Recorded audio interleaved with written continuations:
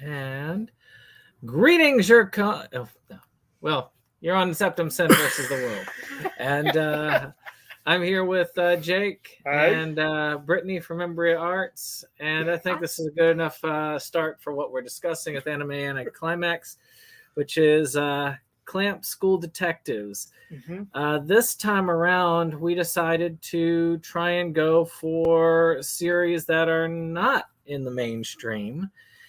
And sometimes they're not in the mainstream for a reason. And we get to discover that here. As the tagline said, for we can appropriate the tagline to "Waiting for Guffman." There's a reason some talent remains undiscovered. So we, of course, this is a Clamp piece where you've got Clamp School, a school for the elite, and you have the student council, the elementary student council, which has formed their own Clamp School Detectives, the three of them, as they solve mysteries around the school and do things that they say is detective work. And that's the whole of it. I think that's the basic summary. I will go around. I don't want to dwell too much on this series today, so we won't be doing a blow by blow, but we will hit some interesting moments. So, Brittany, was this your first time seeing Clamp School Detectives?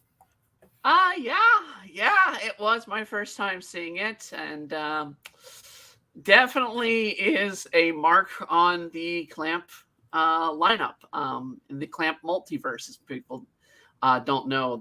One of the biggest anime multiverses there is the Clamp multiverse, and this is one that they put at the center and probably should have left way off at the side. It's definitely not my least favorite project that Clamp has worked on, but definitely I can understand that. How about you, Jake? Well, they make a nod to one of Clamp's other weak ones because the title character of Miyuki-chan in Wonderland shows up for a couple of episodes. And we also have, as you mentioned, Brittany, a group from a manga series that otherwise doesn't have an anime. Did they never show up in Tsubasa? I have never. They may have shown up in Tsubasa, considering they were superheroes in the manga. Because I know Tsubasa incorporated a lot of them. Yeah. Okay. But yeah, this was my first. I'm not hugely familiar with Clamp. I've seen Chobits, and I've seen Card Captors, and I've seen Angelic Lair and Miyuki-chan in Wonderland. So I've seen some of their stuff. And of course, some of the Clamp designs, like famously, they designed the artwork for Code Geass and certain other shows. But and I'm vaguely familiar with them as they're famous as like an all-female group that have tremendous amount of power in the industry compared to other. So they're definitely some people I want to learn more about. But of the shows that I have sitting unwatched, we could have picked Kobato, we could have picked X. We went with this one. I'll see you. I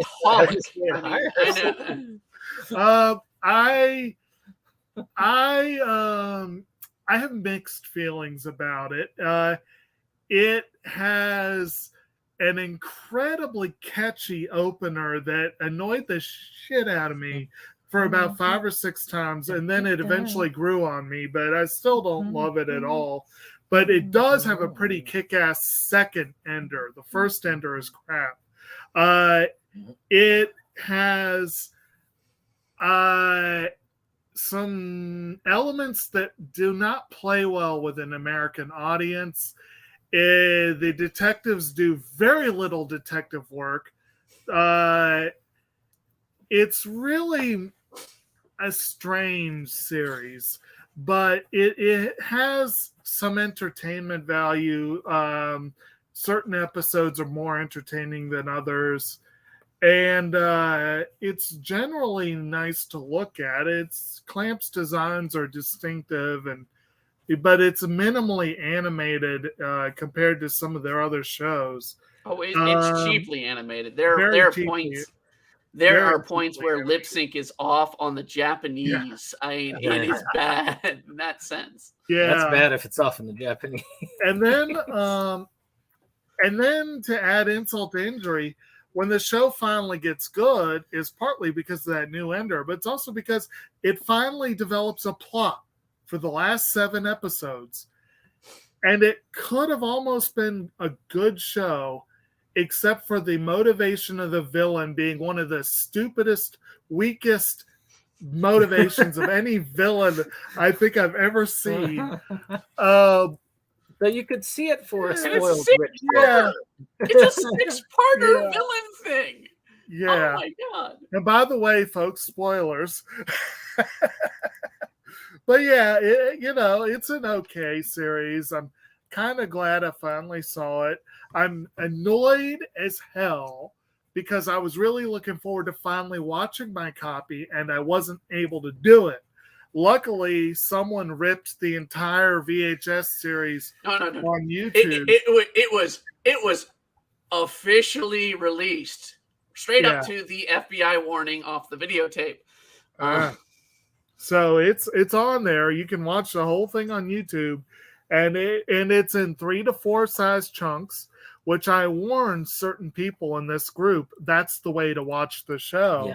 Yeah. We'll see if some of those people. We'll see if anyone else joins us late. But at any rate, I'm glad I finally saw it. I'd hope for more. Yeah, I definitely agree on that end.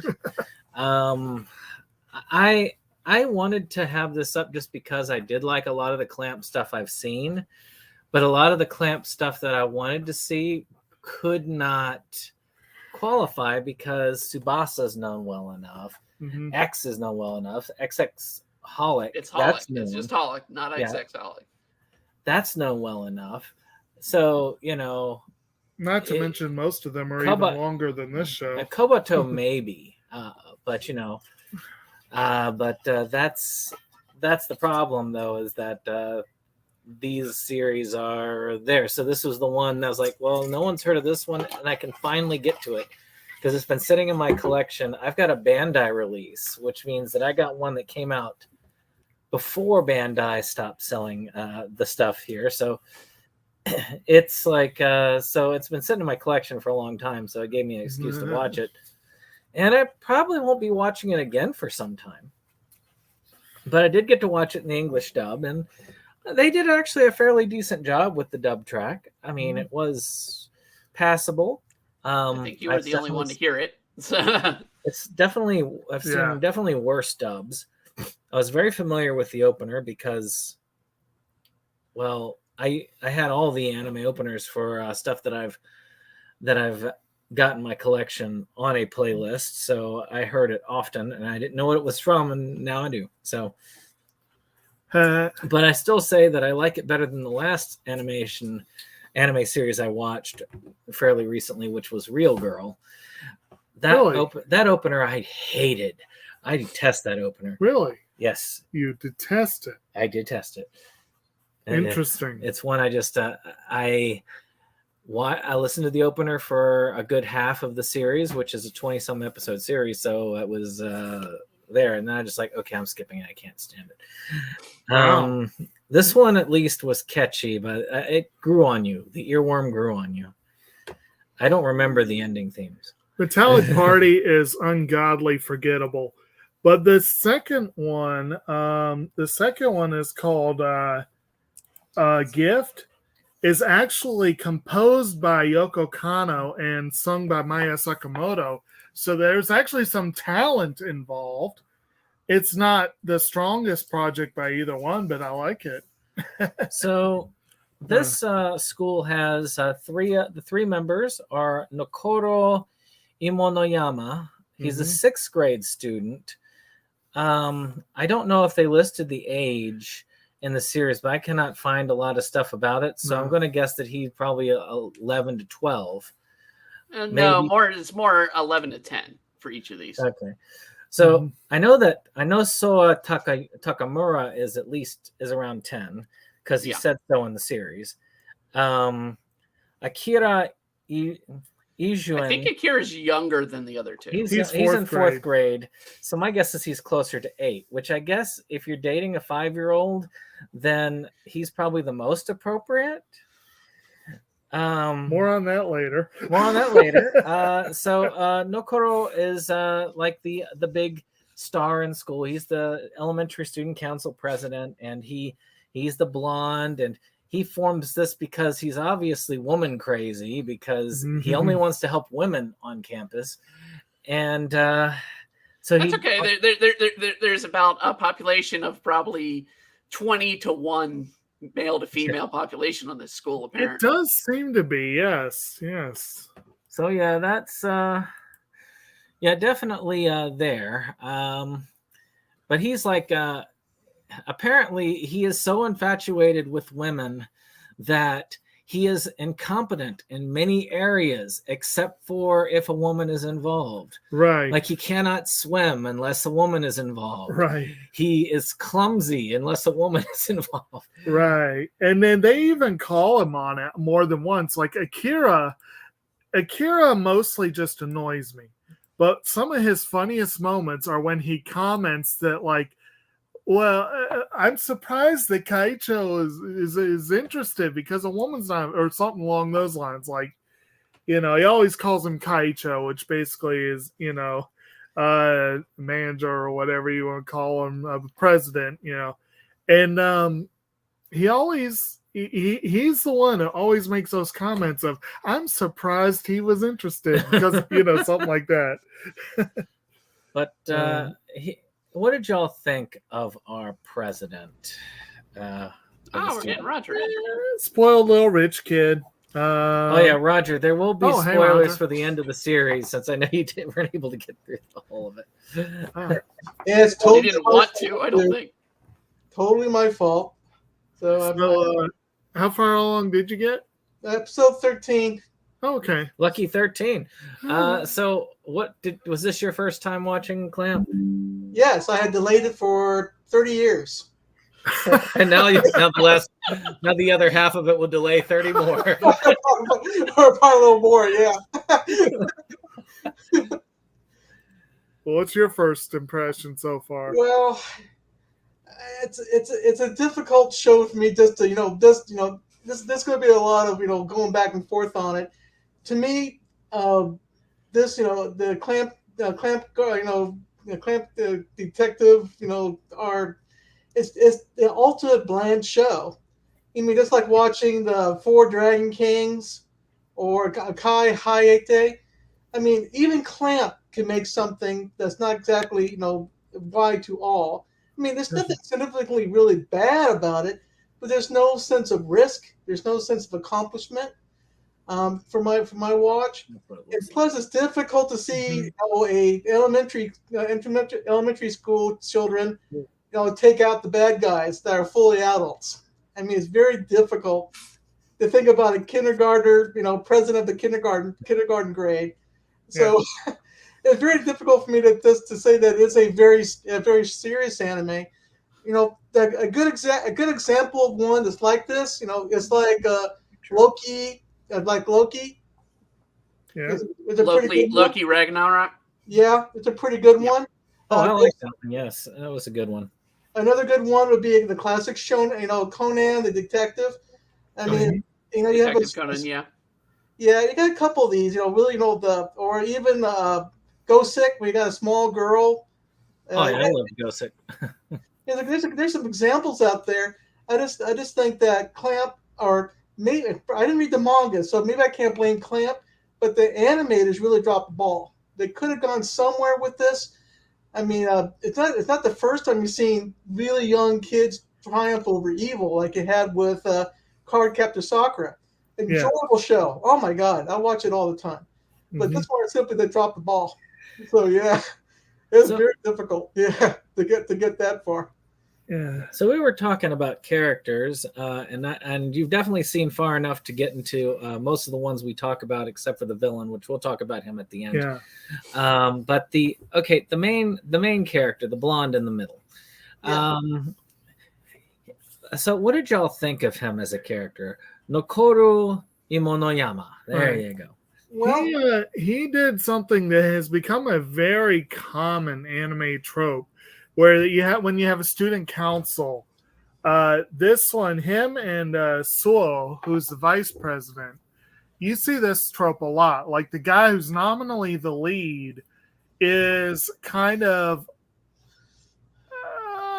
he doesn't take things too seriously. He just he does what he wants. He does what he does, and then the vice president has to keep him in line. He needs to. He's Crack so that whip. He's so eager to get away from paperwork Yes. that Now, he's willing to build robotic clones of himself. I will grant you, I would be running from that much paperwork too. But it makes you. This is one of the weirdest things about this series is what kind of school puts that much damn power in the hands of a sixth grader and that much in the hands of a kindergartner. It's kind of explained though. He is an heir to that's true. The school, so he does have family responsibility in that sense. That makes some sense if you think about it that way, but it's also just crazy though to think about how almost everything in the school gets funneled through the grade school, the division, the elementary division. And again, his main partner is the president of the kindergartner division. And you'd think maybe they would have paired him with the high school division or something. You know what I mean? It's kind of and it might have been mildly less creepy. Kindergartners hold all the power. They hold all the power. But Roger, you were trying to say something? What's up? I was trying to say, let's don't forget that everybody seems to be in a high class. All the girls talk particle walk, so they're all of them are Ojo sons. Yeah. They talk in the beginning. They talk in the beginning about people from all walks of life, but do we really see any poor people in this movie? No. They're all high class, super intelligent. Yeah. Super skilled.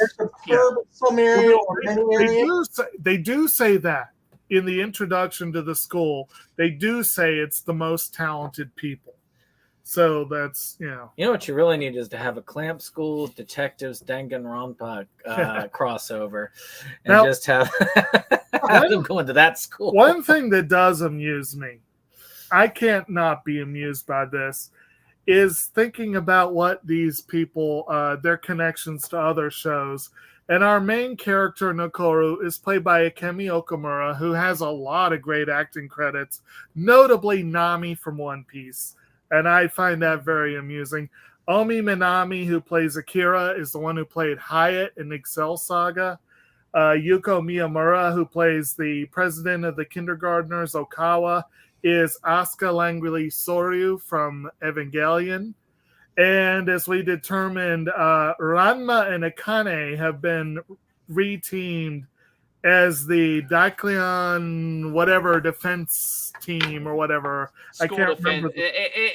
There's an offshoot. Yeah. I don't want to say it's an offshoot manga because Clamp, like I said, they do a multiverse and they try to connect everything that they have into one multiverse. And according to the wiki page that Brandon has up here, let me see if I can bring it up. Nokoru apparently did show up in Dukleon Clamp School Defenders, as well as Man of Many Faces, Tsubasa, and X199, 1999, whatever it is. It's just X. It's just X. Right. It's X in 1999 because it was X is a millennium sort of horror story thing that came about. It was supposed to be about the end of the world. Everything comes to an end in when there's one story. It was a very big memento work for Clamp. Yeah, so apparently that's the opposite as this is possible. Apparently all three of them showed up in X and in Tsubasa.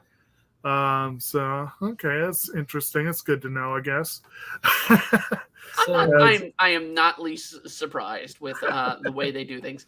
I do say, I mean, going back to this character and pretty much all the characters, I am a little disturbed, and I mean, it's something that I think in America we're a little bit more disturbed. That it's elementary school, and Clamp tends to do elementary school characters and this elementary school romance, and it's an ongoing thing with them. With card captors, we see it. We see it with Angelic Lair. Well, in Card Captor's defense, the high schooler that Sakura is in love with ends up pretty much kind of hooking up more with someone more with her brother. Yes. And also in that one of the creepier characters is her own friend who wants to videotape her all the time. Girl, and dress her up in fancy dresses. Which I, as the only one that would wear any of the dresses, I will say any dress they put in this anime, horrible. Any dress you put in Cardcaptor Sakura, I would absolutely wear multiple. Cardcaptor did have a better, almost everything about it was better. It's just that Cardcaptor Sakura was a better implemented show. I mean, Cardcaptor, it could have gone the other way like it did with Clamp Detective, with nothing going on, no risks, bland. It just didn't do that. They really crystallized what each character was supposed to do. They had a right amount of comedy with risks and reward at the end. That changes at the end. That does change at the end of this series. They do get a little bit of risk in there and whatnot, and it kind of feels. I mean, the way they process this and the way they write it, they go through and they're writing new series. I kind of feel like in the middle of making this, if it follows the manga, that they were like, well, let's write something else. And they probably were moving on to another series like X, where it's far more dramatic and more serious and adult. Because they kind of get that way at least in the last 6 episodes. Yeah. Well, I also understand that this show was one of their first manga. Early, at least an early manga. Yeah. So you do see their earlier drawing style with really thick eyelashes. You see that with some of the episodic type of work. So because I guess it could be. Like I said, I'm really am forgiving of Clamp if the manga is kind of like this, because they had a stupendous beginning work with Rig Veda, and if this is a follow up to it, every artist would have some ups and downs, but it kind of it just wasn't all that great when it came to animating it. I guess it's maybe a course where it wasn't too good material to go with when they want to animate it. It should have stayed with the manga. Yeah. I mean, I don't think any of us have read it, so. No, I know I have not. I have to admit, I have not yet read any of Clamp's stuff. I probably need to eventually. I've read some of them. I was huge in X99 or X when it was in Anime America. They used to run it in each issue of the magazine. X is a dark one right there. Yeah. Tokyo Babylon is dark. A lot of Clamp. Remember at the beginning when I started watching Clamp stuff, they were known as the Dark Ladies. Everything was dark, dingy, death, a lot of consequence for action, reaction and action. You see that in Lair, you see that in many other works. And this is one of their lighter series. I mean, okay. The School Defenders came before Detectives, so let's put it that way. Okay. So Defenders comes before Detectives, so it's probably their first humoristic one, because they start out with RG Veda, then they went into Man of Many Faces and Tokyo Babylon, and then they went into the Defenders in this series. Okay, so what? Okay, sorry. Go ahead. So Defenders who appear in this series would have been a year before. Right. And then after this, they're going into X99 and then Magic Ray Earth at the same time. That would have been okay. I'm looking up vintages of the animes. This one came the year before Card Captors. Which would have been 2000. Well, 98 to 2000. This was out 97. Magic Knight Ray Earth came out 94, 95. So that was earlier. Right? Tokyo Babylon was earlier. And Miyuki-chan in Wonderland was earlier. But I think most of the others were later. But manga wise, I mean, the story element is going to be based off the manga. So I can tell you the manga wise, you're going that route. Wow, they did Clover. I didn't know they did Clover. Yeah, okay. Clover. Different Clover. Okay, that's why I didn't realize it. Clover was one of their artistic pieces. Yeah. What was? Oh yeah. I was thinking of the sports series Clover. Have they done a full sports series? No, they've done horror. They try to flip around in different elements. Right. Actually, I take that back. You could almost call Angelic Layer a sports series. You could, in a way, yeah, you could say and that. That was not. That was so that came after this. That was 01. It came out before Chobits because Angelic Layer is kind of tied into Chobits. Chobits was 02, wasn't it? Chobits was on its own. It was a different kind of clamp production, like was never withdrawn before. So yeah, it was a real good work. Yeah. I mean, personally, I'm always a huge fan of Holic. It's a beautiful series, touch of horror, but it's also a touch of humor in horror, which is just beautiful that they put together. And that is probably one of their more returning series. They wanted to. The reason they had to stop with X was the Japanese government told them to stop. Oh, okay. Because they were getting a little too conspiracy theory around the millennium, and it was freaking people out. Well, it was based on the tarot card, so there's 64 of them, whatever it was. And they're supposed to have that many different books about it or storylines to it. It was a huge work. I mean, yeah. I saw beautiful work though. Beautiful work. Yeah. War between dragons, basically on Earth. And sky dragons and the end of Earth. And, I mean, this was a big work. Of course, Inaba was right that it just suddenly they decided not to do it anymore. Yeah. So I know what happened.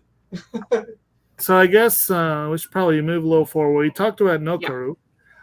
So we got our vice pres, Suo Takamura, who is like Master I said, the whip cracker. Ninja. Like he is. He is. He loves his kunai, and he is the no nonsense kind of keep the president in line, soft spoken kind of character. What do y'all think of him as generally as a character? Well, he is the enforcer of the group. Pretty much. He is the ninja trained. His mother tries to kill him every so often. He's the guy that's really physical. So I guess, like I said, he's the enforcer of the group. He's certainly not the brains of the group. I love the early episodes because of the absurdity and watching this kid, basically a 10-year-old kid, take on an army of trained soldiers. Yeah. Solo. Basically break out of prison when he's handcuffed in prison, get out and beat the shit out of people is absolutely fucking hilarious. Right.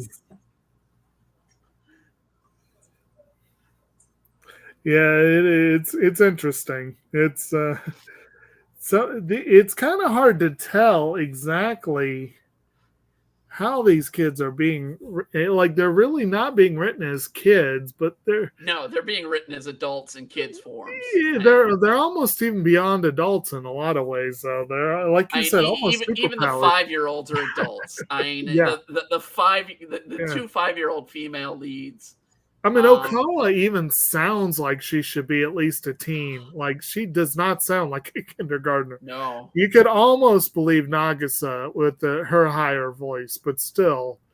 But anyway, So that's Suo, and then our treasurer for the group and their unofficial caterer is Akira Eugene, Ijuin, sorry, who is a master chef, and also apparently the scion of a master thief who moonlights as a tuxedo mask wannabe called 20 Masks, trying to outdo tuxedo mask. Let's see here. They really dragged upon the same tail on that. Same timeline, so they can't say they copyright each other or copied off of each other. So it came out in '92, same time Sailor Moon around there. It's questionable who did the tuxedo mask bit first. We're working on Akira right now. Akira is like the comic relief of the group. He's the sweet, kind one. He's the one that bakes all the cakes. Yeah. He is. And I'm a little disappointed that the one character we get cross-dressed out of the three, it wasn't him. It was the president that we got. Yeah. I mean, Akira is full-on androgynous. You can't really, You can't tell male or female. Of course, he's the youngest one, and he acts like it, but he definitely, and he's always saying things like, "That's the prez for you," or things like that. Like he always that phrase, "That's such and such for you," was repeated how many times in this series? He says it at least 3-4 times an episode. So I don't think it's just him, but he does say that a lot.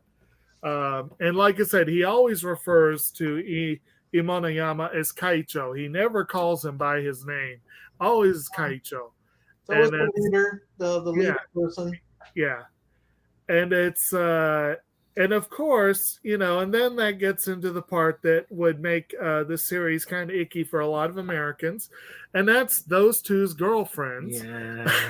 Where we have they're pictured on the ends right here. Yeah. The president of the kindergarten division, Utaka Ukawa, and the flute prodigy, and she's a full-on prodigy. If she's in kindergarten and she's playing that good, is Nagisa Azuya. And Nagisa is kind of hooked up with Suo, and Utako apparently developed a fascination first with 20 Masks, and then it kind of morphed into Akira. That 20 Masks thing felt like it just dropped in out of nowhere in the It middle. It did. And then they dropped it. And actually, okay, does anybody else notice that they would start something, then they would drop it, and then it would never come back? Yeah. Like this girl in the back with the long hair that they had.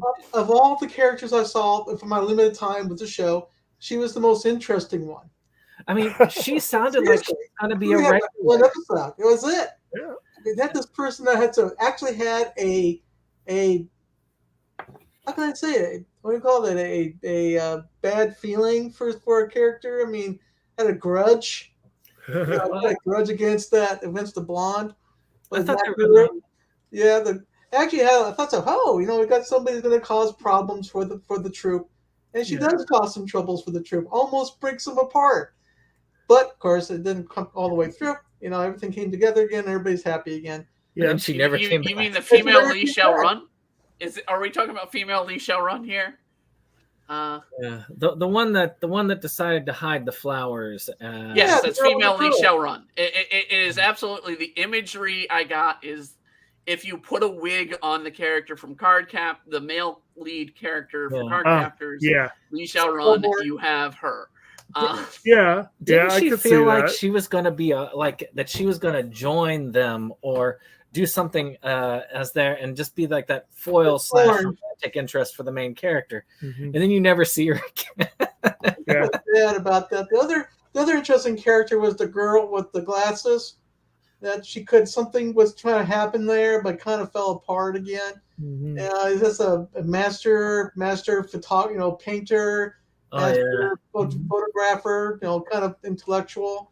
But they kind of wasted her talents too. Cause they had two characters here they could have did something with, but they decided not to go all the way through the board and just kind of drop the interesting characters and go with the other ones that are kind of bland.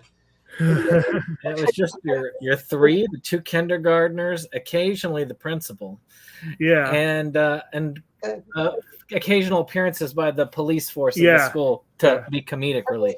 Actually, it was interesting because it did have a closed room, episode where it was impossible for something to be solved, and of course, the lady, principal made it happen, and I wasn't really sure what the heck was going on until you got to the end and said, okay, I guess she wanted to trip up, the troop, and for what and what would happen? Nothing. So they said, what was the result of that?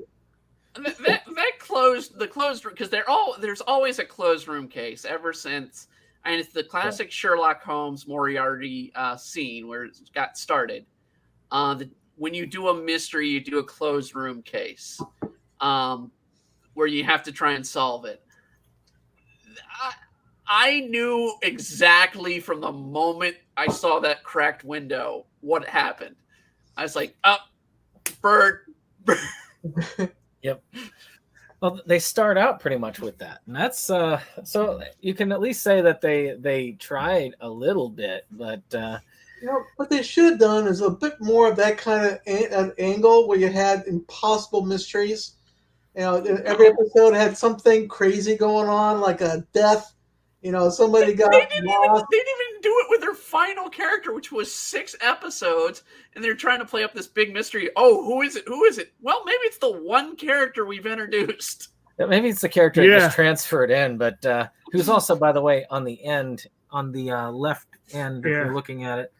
And he is, I will say this, the last episode grouping, though it's not great, it's more entertaining than the rest of the series because it's more coherent.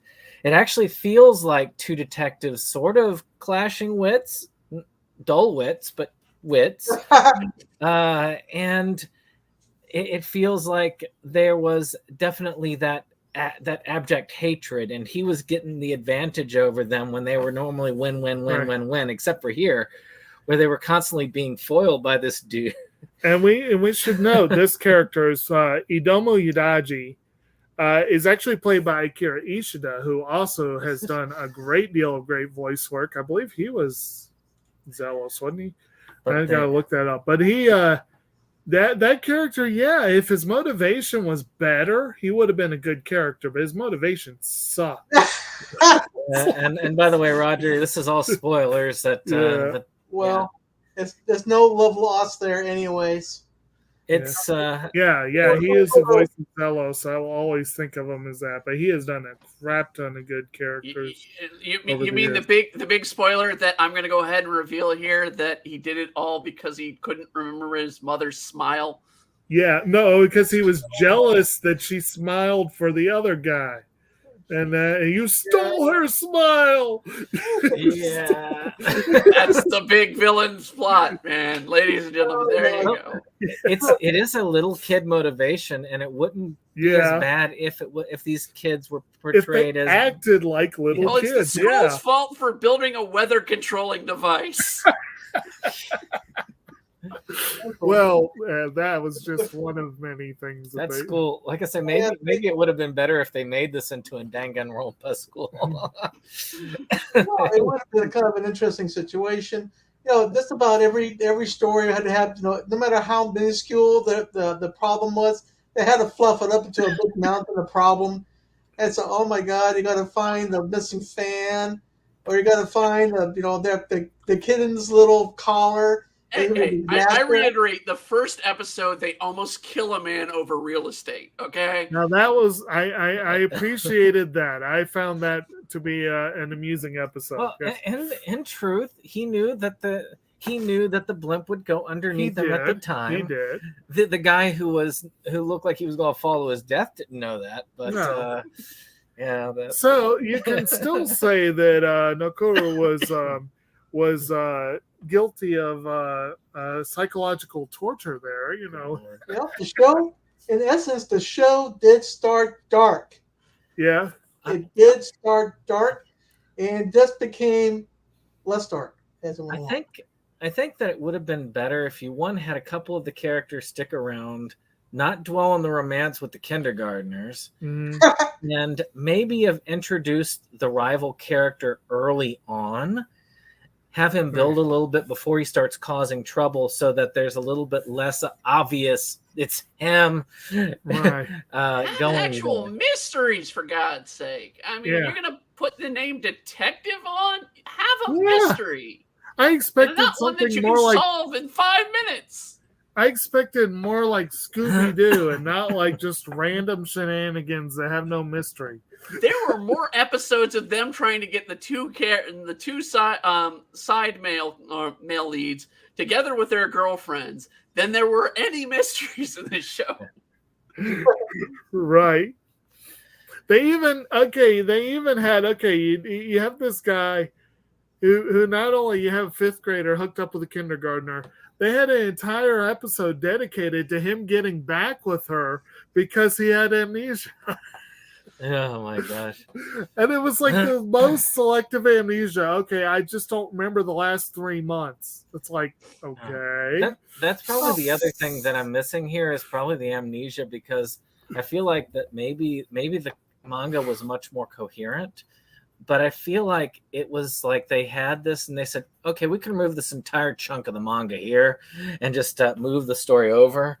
And it also felt a little bit like that, like they were missing chunks of storyline in between. Probably what would happen. They probably just moved around chunks that made sense to them at the time to animate. Yeah, but at first the story was incoherent. It was a bunch of little stories put together, and seemed like a good idea at the time. Now, see, I enjoy absurd episodes, absurd stories. So, I mean, the kidnappings, there were 2 of them, and it was by the same person. Oh, yeah. Actually, I like those stories. They were fun. Yeah, that was kind of amusing. Both times were like absolute absurdities where we survived a crash. Let's get into the mountains. Let's, do this long, the jump on that freaking jumping the canyon moment that is only equivalent to the Simpsons moment of jumping the canyon, where it's literally hanging there for like 5 minutes as snow is just like pouring down. And who is this organization, and why is it that we only see them in 2 episodes and one of them's a flash? No, but they want to kidnap the main character because he's an organizer. He works for Clamp and he's worth money for kidnapping, so they kidnap him for some reason, because they figure he's going to be at a big shot someday, but it makes no sense. It's like that underwear plan. Going to be like he was being sought out by NASA because he was so intelligent, and so everyone wanted to grab him for their own nefarious needs. The lady wanted to grab him to be her, I guess, her dog. Whatever it was. It gets worse the second time around, and that's the worst part of it. Because it's one thing to be like, okay, yeah, the 2 kindergartners a little unnerving, but then you have an adult who's in her 30s having a romantic interest into the main character. Well, by the end, it could have been much worse. That there were opportunities during that time when they were wet in the snow, for instance, or on the helicopter later. There are much worse opportunities for it to be even more inappropriate as it went. Now, I will admit, a couple of the episodes that kind of amused me. I did kind of like the episode that involved the Defense Force, quite notably, where they were rival Chinese restaurants. And I kind of like the way that they slipped in, like they just started it. They just started it. And you're sitting there going, what the hell?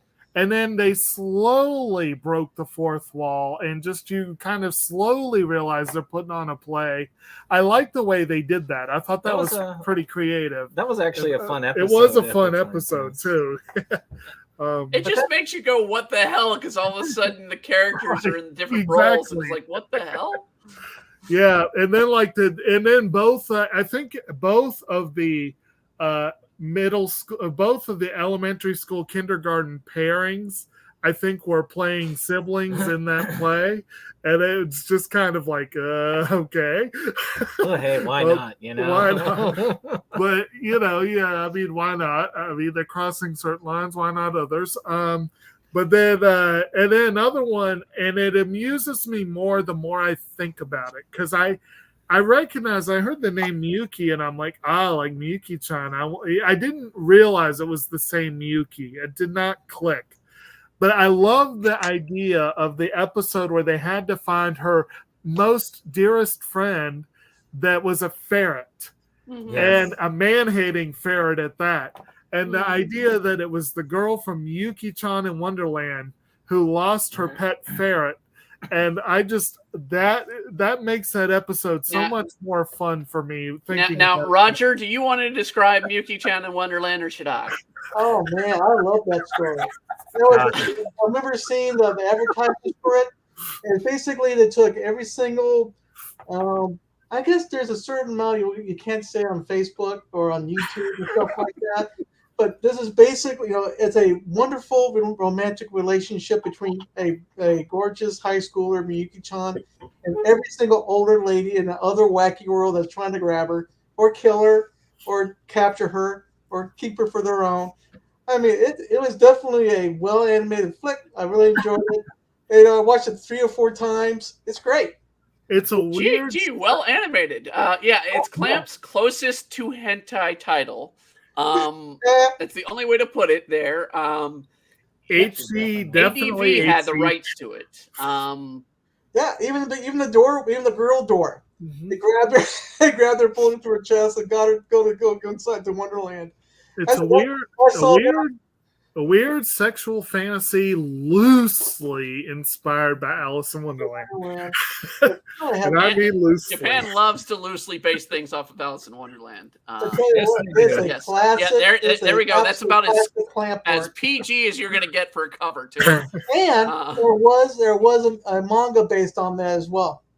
There was a manga, and they made that into an anime. And I saw that opening shot. I said, "This is not going to be a normal movie." It's not even close to what I was saying. What the heck is this? But I loved it. It's just I had a blast with it.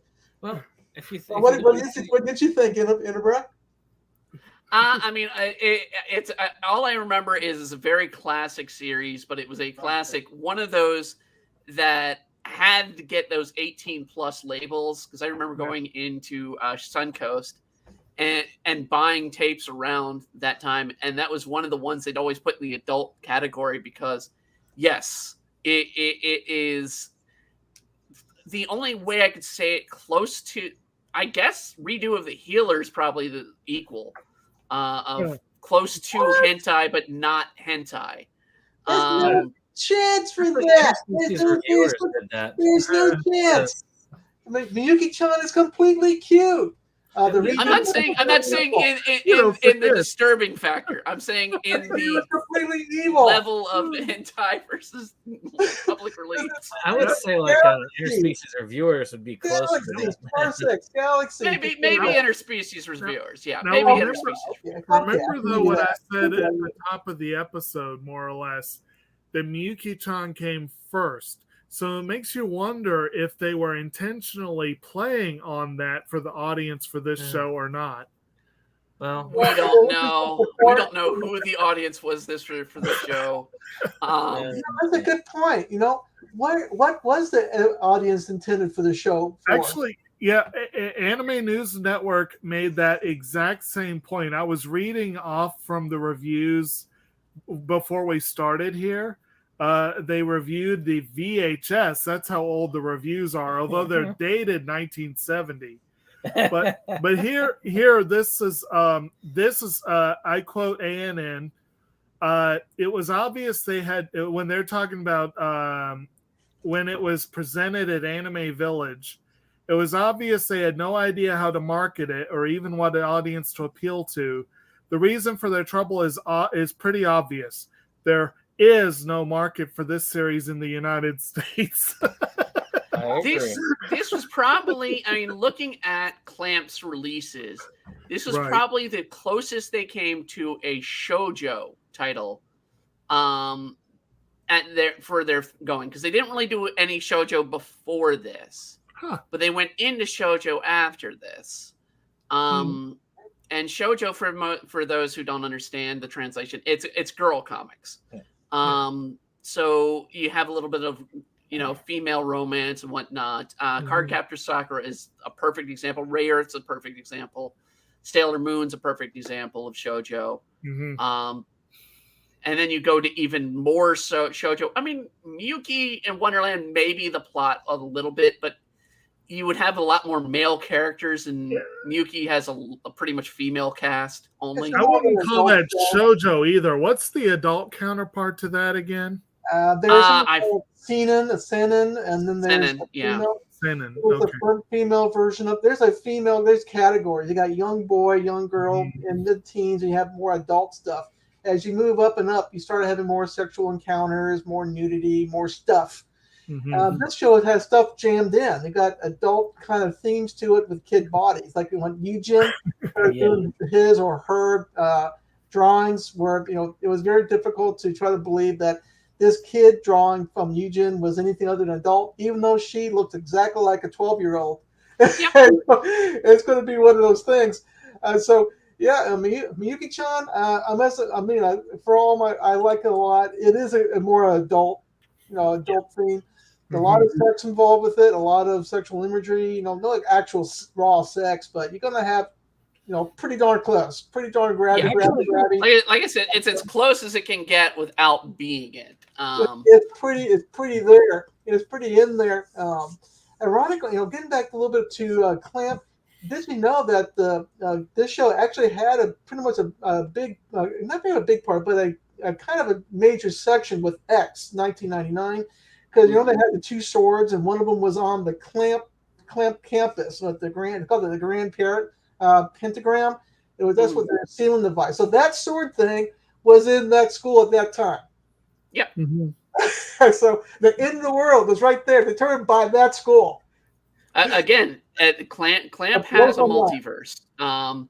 It's most likely seen in Tsubasa, because Tsubasa is sort of where all their series sort of come together. Like a zipper, everything coming, wishing, grabbing, and mixing together, and all that. Yeah. The one that seems to stand out the most, that doesn't seem to fit in the world too much, is Chobits, probably. Because it's the have Chobits in Tsubasa too. Tsubasa had Chobits in it. I haven't seen Tsubasa. I will admit I have not seen Tsubasa. I know of it. I haven't ever gotten to watch it. It's on my list. It's on my list. When Brandon gets to Violet Evergarden, I'll watch Tsubasa. From what I remember, Chobits was a relatively well-contained story, though. Very kind of, so it makes sense that wouldn't necessarily be reaching out into the world at large, but it would make sense if they've got an interconnected, what do they call them, persicoms or whatever? Persicoms, yeah. You would think you would see those in a number of the different shows. Well, I do think, this one, though, it definitely is disjointed. I can say, even just from you talking about Alice in Wonderland adaptations, it jogged my memory about Eternal Alice, which I have to say was a little bit like this, wasn't it? It was, but much more boring. It made about as much sense as this one did, because it took the same basic crazy logical leaps that this one did. Eternal Alice had more of a coherent story, but the problem also was that the story didn't feel like it was worth telling. At least not to me. I was not entertained by it at all. Yeah. And this one, there were parts of this that I was highly entertained by, but only parts. And they felt like they didn't belong with the rest of it. So I was just entertained by the moments of, obscurity that we would have, like the giant freaking yacht on a lake. Having something so obscure or and ridiculous that you wouldn't be like, okay, this is rich kids being silly. This is if we saw it in Takahashi's work with Kuno, or we saw it with Menge and Ursa Ursura going into the series. The that'll be Mendos, coming out this year. So I mean, you saw their absurd sort of, oh, I'm rich, I'm going to show off all over the world. But there we got to look at the poor seeing the uber rich. Here we just get all the uber rich. And don't forget, there's at least 10,000 people in this mega school complex. All of them, all of them have royalty or some sort of connection to big something or other. Everybody has something to talk about. You know, either they're mega rich or they're mega famous or they're mega talented. You even got probably even got snow fairies and witches and warlocks and other kind of things. And you Yet no stairs to their weather controlling device. Absolutely, you have to climb a cliff. Right. And a major magical point as well. You know, you got the Tokyo Tower that's nearby. You got the mega star. Pentagram with the sword of doom in it. I mean, what else can you want in the show? Plot. Plot.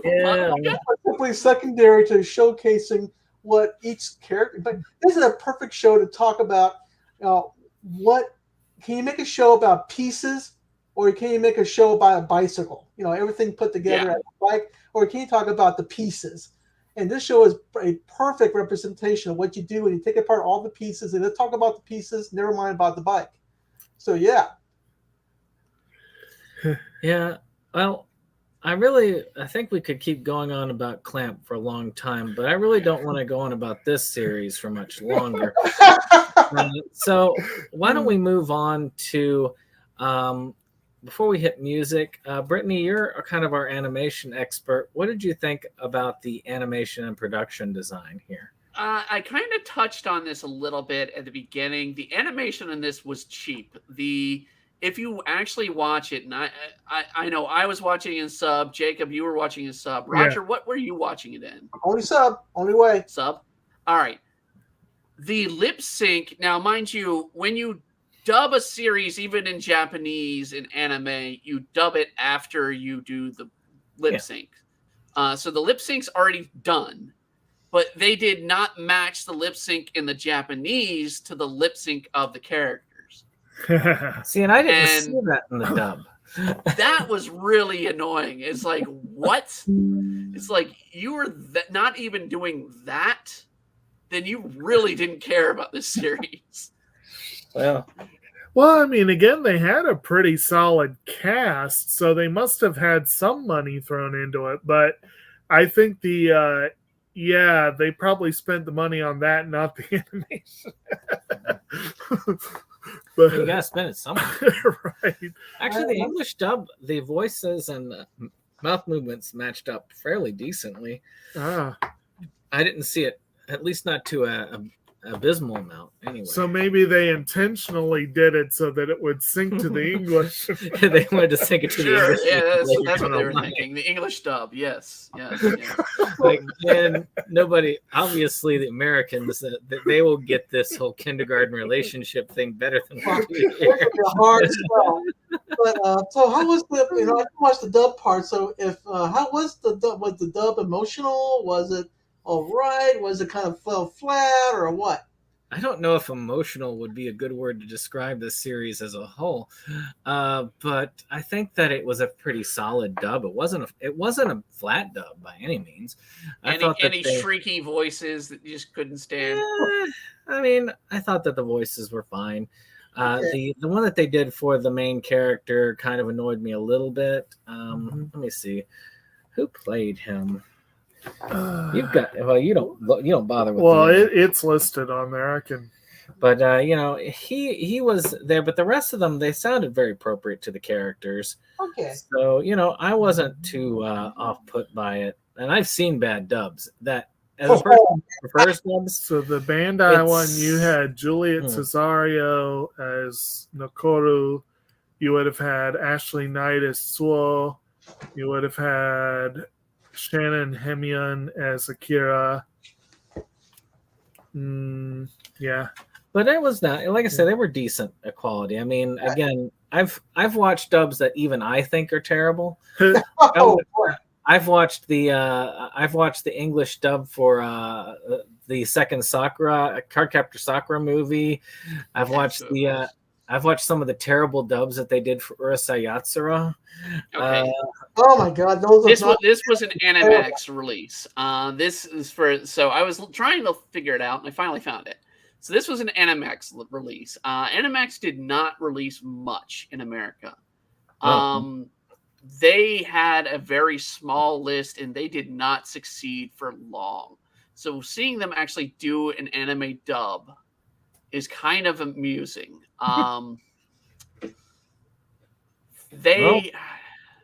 Pretty much their biggest note was Ghost in the Shell standalone complex. It was probably their best dub they did. Oh, wow. That was an amazing dub. I'll give it that. But yeah, they just kept. They also did Cowboy Bebop, the original release, Honey and Clover original release. So some pretty decent dubs, actually.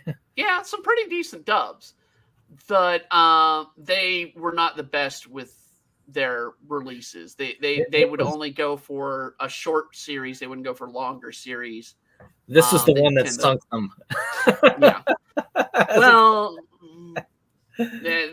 They weren't the best with marketing. Let's put it that way. Yeah. Well, I think they needed something like Ghost Stories, where they had a fundamentally different dub. Yeah. I agree with Brittany was making that point repeatedly in the comments about they should have a joke dub. I think that would make sense. Absolutely. This was one of those series, and I kept saying it, like I said in the comments. I want to see either a joke dub or I want to see somebody grab this and do an abridged version. Because while there's some great abridged shows off of popular series, I'd love to see abridged on horrible series because you can make so much better just making fun of this crap and, having somebody be, flat out purposely killing somebody. I mean, I enjoy Sword Art Online. I prefer the abridge over the Sword Art because it's so much better. But I mean, and the same with the series we're going to watch in October. Their abridged version is so much better, which is of course Hellsing. Ultimate. Yeah. The abridged is absolutely beautifully done. Oh yeah, the tell you what they got the Irish priest down. God, yes. Oh my God, Irish priest, awesome. I loved it. I couldn't believe when he was done howling. He did a great job. Between the Irish priest and then, of course, the war monologue is absolutely hilarious. When it goes into flame war. Well, speaking of any type of I guess dubbing, or actually let's move to music. And this one had of course, Roger, you don't listen to them, so I guess that no, I automatically said no and moved on to the show. But the opener is one that is catchy, and it does get into your head after a while. Way. Peony Pink by Alley Project. Just like Halloween did. It's not my, like I was saying before we got on the show, it's not my favorite theme. But after watching Real Girl before this, I had, which by the way was a much better series than this. I will say that this was the better opener. There are openers I like much less than this one, but there are so many that I like much more. And I don't remember the ending tracks. I listened to them each time, but Yokoso Metallic Party by Marbleberry is the first 19 episodes, and it's a bland, forgettable, borderline annoying song. Gift by Maya Sakamoto with music by Yoko Kanno plays the final 7 episodes and is okay by Yoko Kanno standards, but pretty good by general ending theme standards. So did they hate that ending? Is that why they decided not to do an even split? Was they like, no, we don't like that song? They probably didn't have it ready. What's that? They might not have had it ready. They probably didn't. You know, sometimes that happens. They'll plan on a second one and delays or whatever force it to, you know. Yeah, I remember there was a big to-do about that with Cross-Anged. They were going to have a big second ender, and they delayed it by, I think, like 2 episodes because they just didn't have it ready. So that happens. But that was one I could. And there's 2 insert songs too, both by Ali Project, A Water Drop and L'Eternité. I don't remember either of them, honestly. Yeah. And overall, I don't know if you all agree on this, but I thought overall the background music was completely forgettable.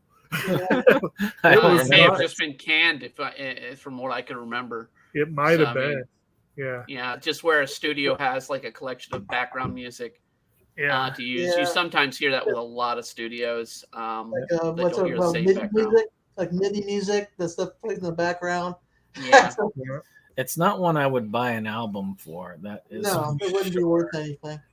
Actually, one thing that was interesting was that A&N reviewer, after largely trashing the series, admitted that they had that final song on repeat on their. hey. Let's acknowledge one thing. What's that? Comic Book Resources made this series number 5 of the top of 10 Clamp series. For some reason, this is number 5. And again, before we started, I was reading off A&N's ranking of this, or the fan rankings. Nobody rated it worst ever. Even decent shows usually get 1 or 2 people doing worst ever. But there were only 2 awful votes, and somehow the balance seems to be good. People overall thought it was a good series. It's because the only person who bought the copies of this series were Brandon, Roger, and the guy who ripped this on YouTube. Yep. Only the real collectors had this show. Well, let's see here. Let's look at the overall arithmetic ranking. Number 5,483 of 9,028. The weighted mean, number 5,362. The Bayesian estimate, number 4,745. So that's a high-ranking series there. All right, let's see where it is on my anime list here. It can't be over 7 something. Could it be? The overall ranking is basically around a 6.5 if you're looking at a numerical. If good means meh, okay, I agree. But I would have thought meh would be more the decent level. I would call it decent. Yeah, that's what I say. It feels it's something that I just go, it's all right. Yeah. Like I said, I've seen worse. There are parts that were there are worse shows out there, but it's a perfectly average show.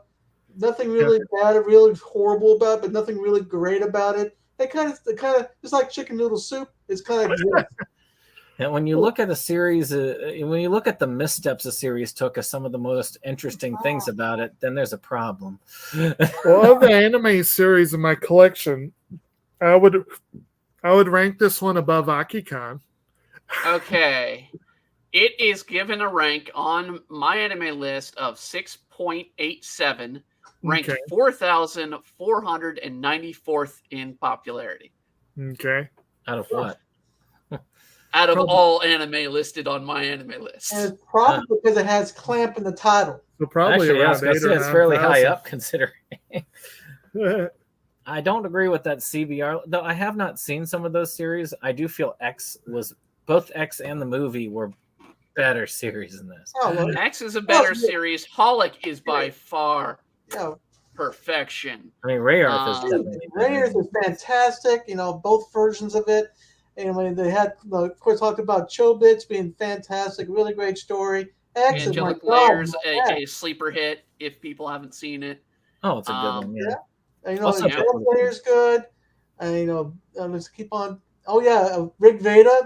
People call it RG Veda, but I think it's pronounced Rig Veda. The first work is phenomenal. You had life and death and magic and consequence and balance and law and chaos. all that. I mean, there's no way that this show could be number 5 in the top clamp stuff. I mean, there is no unless the people over there are trying to make this. Bigger I have to state it is CBR. CBR has a history of really ranking bad stuff and giving it high rankings, and I don't know why. It got to be the pay factor. With that being said, I'm going to start wrapping this. But does anybody have anything that they want to say before I start going into like favorites at this point? We're going to move on to a much better studio, in my opinion. There are better anime out there to watch. Well, and we definitely have something cool coming up. We will be talking about Promare for September because we have a shorter month. And for those of you who like to watch everything in the very last minute, this one will at least fit into your schedules a little bit easier. The better the show, the faster I watch it. The better. It's only a movie, so it's a movie. So I hope. Now, if you can't watch that movie in time, then there is something wrong. It's a pretty short movie, as I recall. It's Studio Trigger. It can't be bad. It can't not possibly be bad. Hey, as a supporter of Trigger, I am all for watching it. I have not watched it yet, but I've yet to see anything bad from Trigger. So no way it could be bad. So with that being said, let's do our last bit related to this series. Yeah, bit of favorite scene. I'll just say a favorite episode or arc in the series.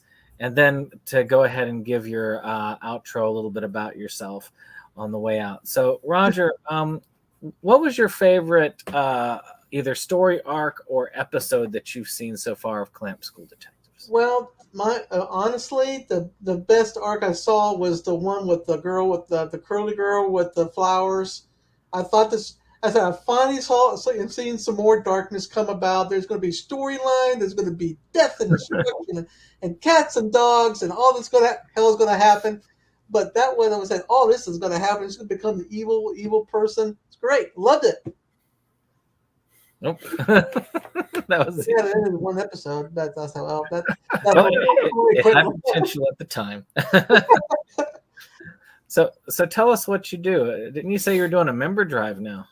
Well, and my goal is always to keep it around 500 as time goes on. There's people I was looking around to trim, the kind of trim and spruce the plant and all that kind of stuff. So you see some variances. It goes down a bit, and I drive again to get back up to 500 again. So it goes up and goes down because of my quality of standards. So yeah. Animazing is a fun one to hang out with. I enjoy doing it. I participate a little bit. I've been throwing up the pickup videos and commenting, and now I'm posting up new release pictures for the week, which is. Thank you very much, SeptumSin. We need your help for more video channels. So, but if you like anime, you should check out Animazing because it is a fun thing for collectors. You've got some amazing things. Just seeing pictures of Roger's Grand Griddle Array will just send shivers down your spine. And don't forget, I'm only number 5, and the problem I'm number 5 in the power rankings in the true power rankings in this group. You see, I don't even power rankings. I never participated in it, so you never know what my true power is. I still haven't. I haven't had time to sit down and figure out how I want to present my collection because I don't feel like I ever was given a definitive answer. So I've got to figure it out, and that takes time. So one day.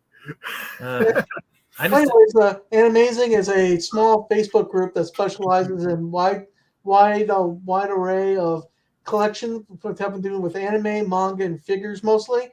If you like collecting, if you like seeing people's work, in the big or in the most expensive stuff, Animazing Collection and Company can be found on Facebook. I really enjoy going there every day. Every single member is either a clown or a super genius. Either one or the other. So it's never been boring for the last. It's going on my third year running Animazing, so I've yet to be bored. So I really enjoy everybody there. So please come on by if you have a chance. All right. So Brittany, so what was your favorite episode or story arc? And then tell us about yourself. I gotta give it my favorite episode's got to be the first one. I enjoy the threat to real estate agent, and I think it was the only crime that they really dealt with in the entire series. So I mean, I have to give it to the first episode. What's going on? There's a lot going on with me. Most notably, we are in a bit of a break from doing too much because I am going through some life stuff and health stuff of late, but we have changed our look of our VTuber model. We are doing, we're going through Stardew Valley with the largest freaking mods ever, where we're playing, and it usually is like 40 people in the game, and we're like double that in the game, and it's an interesting playthrough. We're also doing our Dining and Doodles. And we will be back in about 2 or 3 weeks. I'm going to start doing the lesser look again reviews, but we're going to be doing them live. Sadly, our Facebook is having to go away because Facebook is copyright striking us for some reason without music or anything. That's weird. Yeah. So we don't know what's going on there. So we're just going to be on YouTube, Twitch, and broadcast on Rumble as well. So yeah, check it out. We do new artwork each week. It'll be back this week, I assure you, as long as I'm functional. All right. Yeah. So, Jake, what was your favorite episode or arc in the Clamp School Detectives?